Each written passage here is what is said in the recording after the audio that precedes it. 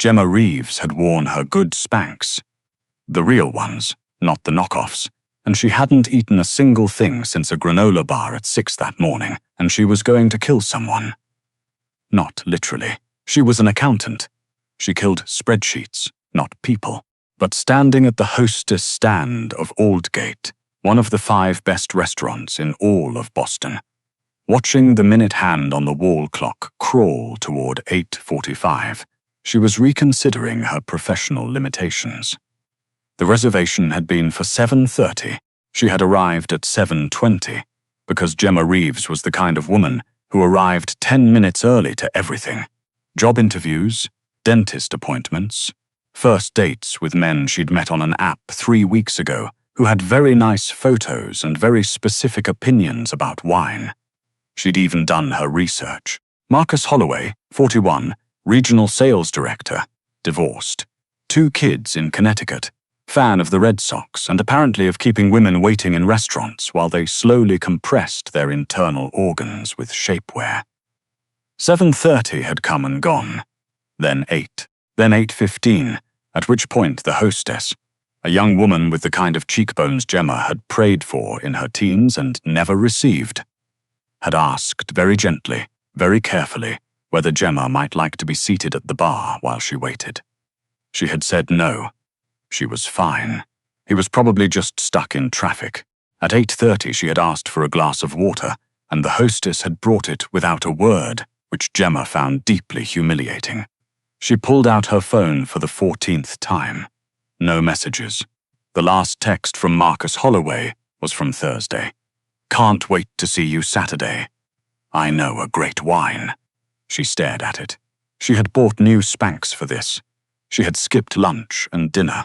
She had taken a cab instead of the tea because she didn't want to show up, flushed and windblown, to a place with a dress code, and the cab had cost her $22 she didn't have to spare. She was a junior accountant at a mid-sized firm that specialized in estate planning. She was 29 years old. She had a studio apartment in Somerville, with a radiator that made sounds like a dying animal. She had gone on 11 dates in the past 8 months, and she had not been called back after a single one, and she had spent 4 of those 11 evenings rewinding every conversation in her head, looking for the exact moment she had said the wrong thing, laughed too loudly, taken up too much space. She was good at her job. She was funny when people let her be. She had a laugh that her mother said could fill a room, which her mother meant as a compliment, and which Gemma had spent years trying to suppress. Marcus Holloway was not coming. She knew it the way she knew numbers. Quietly, certainly, without drama. He had looked at her profile picture and he had agreed to a date, and then something had shifted, or he had shown the picture to someone, or he had simply thought better of it and he had chosen not to cancel. He had just decided she wasn't worth the text message. Gemma straightened her dress, dark navy, wrap style, cinched at the waist in a way she'd thought looked good in her mirror, and picked up her clutch. She was not going to clutch. She was not going to cry. She was going to go home, eat the leftover Thai food in her refrigerator, and feel terrible about herself in the privacy of her own apartment like a normal person. She turned toward the door. The restaurant went quiet. Not all at once, in sections, like a sound wave moving backward. The table nearest the entrance first, then the bar, then the couples mid-con knowing why, who looked up from their plates without knowing why. Gemma felt it before she understood it, that particular stillness that falls over a room when something has changed, when the air itself has recalibrated. The door opened. The man who walked in was not a large man in the way that draws attention. He wasn't a linebacker, wasn't the kind of broad that made women step back on instinct. He was tall and lean in a dark suit that looked like it had been sewn directly onto his body, and he moved through the entrance of Aldgate the way water moved through a channel, without resistance, without effort, as though the space had been waiting for him to fill it. He had dark hair, silver at the temples, a jaw that looked like someone had carved it out of something that wasn't quite marble, and his eyes, Gemma noticed his eyes only because he was scanning the room with them the way she'd seen security personnel scan rooms, quick and methodical, cataloguing exits and occupants and threats. His eyes were a very pale, very cold grey. Behind him, 2 men in suits, then 2 more, all of them arranging themselves without a word, as if they'd done this 10,000 times and had stopped needing instruction. The hostess did not check whether he had a reservation. He said something to her, very low, very brief, and she nodded twice and disappeared toward the back of the restaurant. The man looked around the room again. His gaze landed on Gemma. She had the absurd immediate instinct to look behind her, to check whether he was looking at something else. Someone else, certainly someone else. But there was only the wall and a coat rack and her own reflection in the decorative mirror beside the entrance, and so she had to accept, with some discomfort, that the most dangerous-looking man she had ever seen in her life was looking directly at her. He walked over. "You've been standing at that hostess stand for over an hour," he said. His voice was low and unhurried, with the faint remnant of an accent she couldn't immediately place. Not Boston, not New York. Something older, maybe. Something European worn smooth by years of American English. "I'm leaving," Gemma said. "I know." He studied her. Not the way most men studied her, which was to say, not the way most men looked through her while pretending to look at her. He looked at her the way she looked at a set of numbers that didn't quite balance yet. Like the answer was in there somewhere and he intended to find it. "You were stood up. I was meeting someone," Gemma said carefully. "Who didn't come?" She lifted her chin. "That's really none of your—" "My name is Valerio Mancuso," he said. Just like that? Not as an introduction. As information being delivered, the way you handed someone a document they needed to understand the rest of the conversation. The name landed in Gemma's chest like a stone dropped into water, and then rippled out. She was a junior accountant at a mid-sized firm that specialized in estate planning, and she had been in this city for 3 years.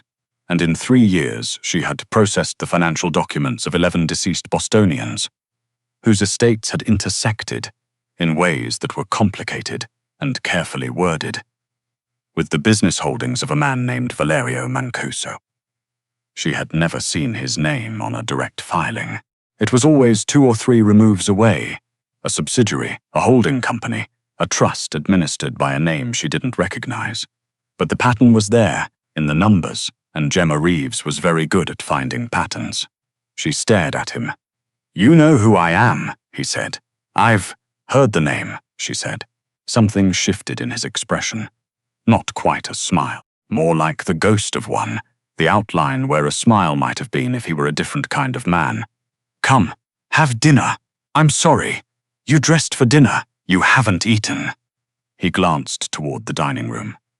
"The kitchen here is good. The lamb particularly." Gemma looked at him for a long moment. He looked back. Around them, the restaurant had resumed its noise.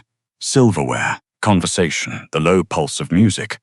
But the men in suits had positioned themselves at the edges of the room in a way that was very quiet and very deliberate, and that made Gemma acutely aware that the exits were being watched. "Are you asking me or telling me?" she said. He considered this seriously, which she had not expected. "Asking," he said, "for now." Gemma Reeves was a sensible woman. She was the kind of woman who read the safety card on airplanes and looked up the health inspection score of restaurants before she ate there and had a very specific plan for what to do if she ever found herself in a situation that felt wrong. She sat down. She was going to think about that later. Much later. In the meantime, a waiter materialized, and a menu appeared in front of her, and Valerio Mancuso sat across a table meant for 2 and watched her with those pale grey eyes, while she tried to remember how to look at a menu like a normal person. "The lamb," he said again. "I'll order for myself," she said. He said nothing. But something in his expression changed, and if she'd been paying closer attention, she might have identified it as approval. She ordered the lamb. The first 10 minutes were strange, He asked her questions. Not small talk, no how long have you lived in Boston, or what do you do for fun. Just direct, quiet questions. Asked the way someone asked questions when they already knew the answer, and were curious whether she'd tell the truth. How long had she worked in estate planning? What made her good at it? Whether she liked numbers or whether she just understood them, which he framed as a distinction, as though these were meaningfully different things. You can be good at something you don't love, Gemma said, but you have to love something to be great at it. I love numbers. I love the way they don't lie. He was quiet for a moment. Most things lie, he said. Numbers don't. People lie with numbers all the time, but the numbers themselves are just true. You can hide things in them, layer things, obscure things. But if you know what you're looking for, the truth is always in there. He was looking at her in that same way, that cataloguing way, and she had the sudden and uncomfortable feeling that she was being assessed against some internal standard she didn't know the criteria for. And do you? He asked. Know what to look for? She should not answer this question. She knew she should not answer this question. But the wine was good, and she hadn't eaten since that morning, and she was angry. She was still angry, underneath all of this, at Marcus Holloway and his $30 wine opinions, and his cowardly silence. And anger had always made her honest. Yes, she said. I do. He nodded once, slowly, as though she'd confirmed something. The food came. It was extraordinary. The lamb was extraordinary, which she hated to admit because it felt like conceding a point, but it was. She ate carefully at first, the way you eat when someone is watching you, and then the hunger she'd suppressed all day rose up and she stopped caring and just ate. And when she looked up, he was watching her with an expression she couldn't categorize. You should eat, he said. I am eating. You were hungry before I sat down. I was about to go home to eat alone. She set down her fork.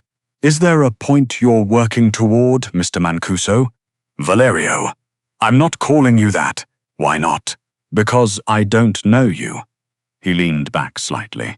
The candlelight did something to the planes of his face that she was doing her best to ignore. You know my name. You know my business interests. At least some of them. You've been sitting across from me for 40 minutes. He tilted his head. What would it take? A great deal more than 40 minutes, Gemma said. He smiled then. A real one. Brief and sudden, and so unexpected that she felt it like a physical thing. Fair, he said.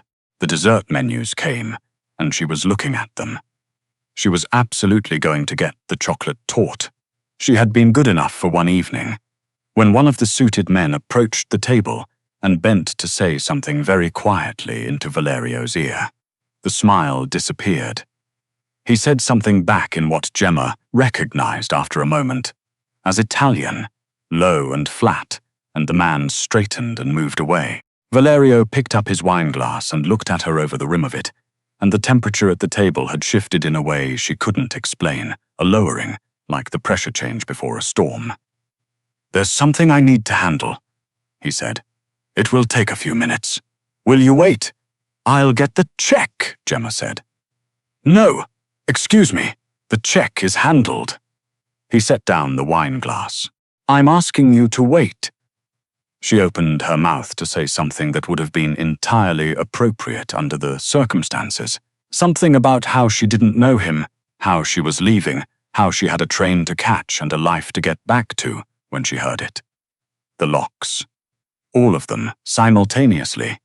A heavy, decisive sound, like a sentence being finished. The front doors, and then the side door near the bar, and then the kitchen exit she'd clocked out of habit when she sat down, because Gemma Reeves always clocked the exits. One by one, they all clicked shut. The restaurant had gone quiet again. Valerio Mancuso rose from the table and smoothed the front of his jacket, and then he looked down at her with those grey eyes, and he said, very quietly, "Stay here, please." There was something in the please that was different from the rest of it. Everything else he'd said had been framed as a statement, even the questions. But please landed differently, like it cost him something to say. She stayed. He moved through the restaurant with his men arranging around him, and the other diners had pressed back slightly from their tables, a collective holding of breath, and nobody was reaching for phones, because all 4 of Valerio's men had the particular stillness that suggested this would be unwise. A man was standing at the bar. He was maybe 45, soft around the middle, with the kind of aggressively average face that Gemma had seen on 1,000 men and forgotten immediately, except that she'd actually seen this particular face before, on a photograph, on a LinkedIn profile, and it took her several seconds of staring at the back of his head to place it. Marcus Holloway. He was talking to the bartender, and then he wasn't because Valerio had stopped behind him, and the bartender had found somewhere else to be, and Marcus turned around. His face went very specific color. "You know who I am?" Valerio said, same tone he'd used with her 30 minutes ago. Not a question. Marcus Holloway said nothing.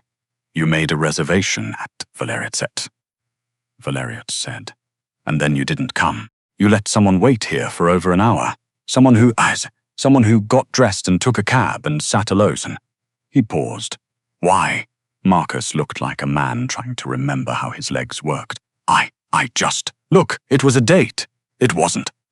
"Why?" Valerio said again. The quiet in the word was worse than any volume would have been. She's not."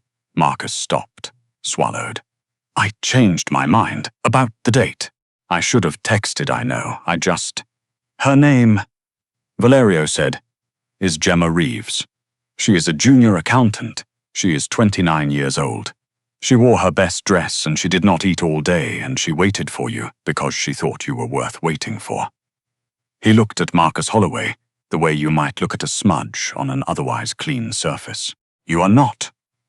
Marcus looked past him, found Gemma at the table, and she watched something pass across his face. Embarrassment, maybe, or the cousin of it. And she sat very straight and looked back at him and did not look away first. "I'm going to need your wallet," one of the suited men said. What? Your wallet?" Marcus reached into his jacket with shaking hands and produced it. The man opened it, extracted several bills and set them on the bar. He handed the wallet back. "The cab fare," he said, "both ways, for inconvenience." Marcus Holloway looked at the bills. He looked at Valerio. He looked at Gemma one more time across the length of the restaurant, and she thought, she wasn't sure, but she thought, that she saw on his face the very late arrival of shame. He left. The locks clicked open. The restaurant exhaled. The other diners returned to their food with the careful, collective pretense that nothing had happened, which Gemma found both cowardly and deeply relatable. Valerio returned to the table and sat back down and picked up the dessert menu, as though they'd simply been interrupted by a phone call. "You knew him?" Gemma said. "I knew of him. He owes money to several people I know. He has a habit of not following through on his commitments." He glanced up. "Professionally and personally, it appears. You knew he was coming here tonight." A pause. "I had an interest in speaking with him, separately, but you let me sit here." "You were leaving," he said. "I didn't want you to leave." Gemma stared at him. He looked back, patient and unreadable, and it occurred to her that he was the only man who had looked at her all evening. Really looked. The way she'd wanted to be looked at, the whole hopeful, tedious reason she'd agreed to a first date with a man from an app, and he hadn't looked through her once. "Why?" she said. He was quiet for a moment.